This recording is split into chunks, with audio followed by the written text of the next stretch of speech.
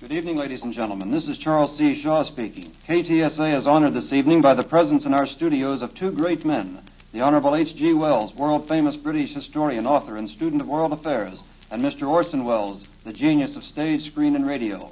This is the first time that Mr. H.G. Wells and Mr. Orson Wells have appeared together.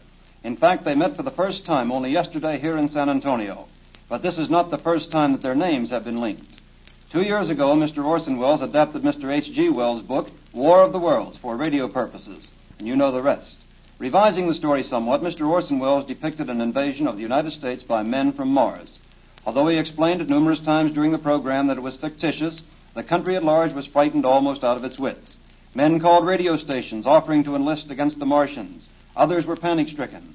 The realism of the production, frightening though it was a tribute to Mr. Orson Wells' genius.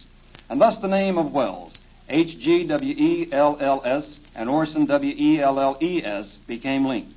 Mr. H.G. Wells, in the opinion of many, is the world's most famous man of letters. He has come to San Antonio to address the United States Brewers Association, and Mr. Orson Wells is here for a town hall forum address Wednesday.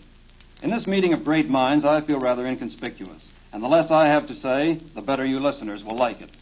But first, could I interest you gentlemen in a discussion of Mr. Orson Wells' broadcast of Mr. H.G. Wells' book, The War of the Worlds?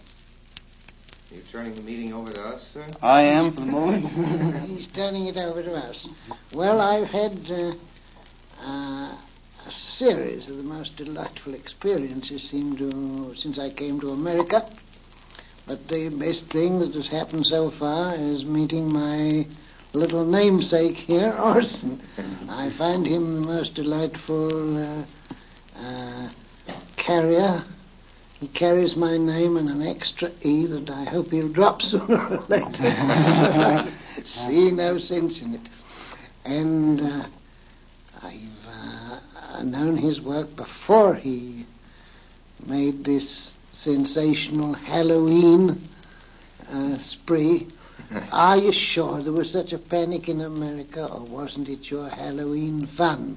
I think that's the nicest thing that a man from England could possibly say about the men from Mars. Because Mr. Hitler made a good deal of sport of it, and actually spoke of it in the great Munich speech, And there were floats in Nazi parades. Much else to say. That's right. There isn't much else to say. And it's supposed to show the corrupt condition and decadent state of affairs in democracies that the War of the Worlds went over as well as it did. I think it's very nice of Mr. Wells to say that not only I didn't mean it, but the American people didn't mean it. That was our impression in England. We had articles about it, and people said, have you never heard of Halloween in America when everybody pretends to see ghosts? Yes. Well, there was some excitement caused. I really can't belittle the amount that was caused, but I think that the people got over it very quickly, don't you? What kind of excitement? Mr. H.G. Wells wants to know if the excitement wasn't the same kind of excitement that we extract from a practical joke in which somebody puts a sheet over his head and says, boo. I don't think anybody believes that individual is a ghost, but we do scream and yell and rush down the hall. And that's just about what happens. That's a very excellent description. You aren't quite serious in America yet. You haven't got the war right under your chins, and the consequence is you can still play with ideas of terror and conflict. You think that's good or bad? It's a natural thing to do until you're right up against it. So it ceases to be a game. And then it ceases to be a game. Now, here's a thought. Some of Mr. H.G. Wells' writings are termed fantastic, and a few years ago, well might they have been conceived such. The Shape of Things to Come, which told of a long internecine war, was such a fantasy. But, Mr. Orson Wells, do you think that it's so fantastic in view of today's events? It certainly is not so fantastic, and the one question that Mr. Wells has spoken of, not only in The Shape of Things to Come, but has hinted at or directly prophesied such a state of affairs following a wasting war and a return to a feudalism from which the world would find itself again. And today in Mr. Wells's lecture, he said quite the most interesting thing that I've heard in a long time. He said that he'd commenced just recently to ask himself if there was any reason why mankind should so emulate the phoenix and should so get itself out of its mess. He proposed a couple of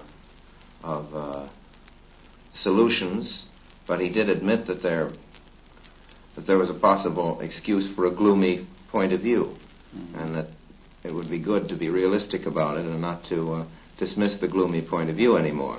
Perhaps the time had come to look ahead, since the future, Mr. Wells's future, which we've always adored and never really understood, is suddenly upon us. And we are living right now in that famous H.G. Wells future, which we all knew about.